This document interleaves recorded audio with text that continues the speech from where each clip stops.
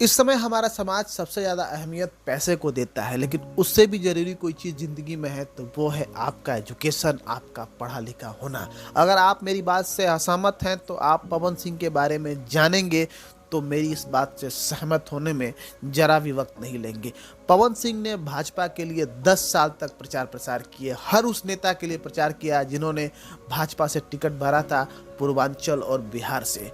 लेकिन जब पवन सिंह ने अपने लिए टिकट मांगा तो 10 साल के बाद पवन सिंह को टिकट तो दिया गया, लेकिन एक छोटे से कार्यकर्ता जो भाजपा से ही टीएमसी में गए हैं, उनके 4 पोस्टर जारी कर देने पर टिकट वापस मांग लिया गया, बिना किसी जांच पड़ताल के कि क्या जो आरोप पवन सिंह पे लगाए जा रहे हैं वो सही हैं। और पवन सिंह भी ऐसे कि उन्होंने भी कभी इस बारे में जांच नहीं किया कि जो पोस्टर जारी किए गए हैं वो हमारे ही हैं कि नहीं। भाई साहब, अगर एजुकेशन का स्तर अच्छा होता, आपके पास वैसे लोग होते जिनकी पढ़ाई लिखाई की ताकत होती, तो वो तुरंत उस पर रिस्पॉन्स करते और एट द टाइम उस चीज़ों को जांच की जाती और उसके बाद रिप्लाई होता बाबुल सुप्रियो को और बताया जाता कि ये पोस्टर कैसे है, नकली है और इसका कोई लेना देना नहीं है पवन सिंह की। बाबुल सुप्रियो की एक बार मैं बात मान भी लूं और मैं कहूं कि हाँ, बंगाली बालाओं का जिक्र हुआ है पवन सिंह के गाने में, तो उनमें उनकी खूबसूरती का जिक्र हुआ है। अब अगर आप देखेंगे तो बंगाली फिल्मों में, साउथ की फिल्मों में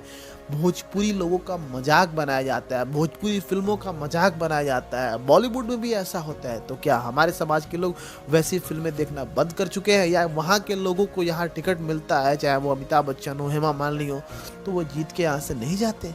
भाजपा के लोग ऐसे इंसान का भरोसा कर रहे हैं, उसकी बात का भरोसा कर रहे हैं जिसने भाजपा को ही धोखा देके टीएमसी ज्वाइन कर लिया अपने फायदे के लिए। तो क्या वो पवन सिंह के बारे में उटपटांग चीजें करके उनको धोखा देने की कोशिश नहीं करता? इस बारे में जांच नहीं करनी चाहिए थी भाजपा को, लेकिन भाजपा ने तो किया नहीं। उनको कोई फर्क भी नहीं पड़ता, उनको तो दूसरा कैंडिडेट मिल जाएगा।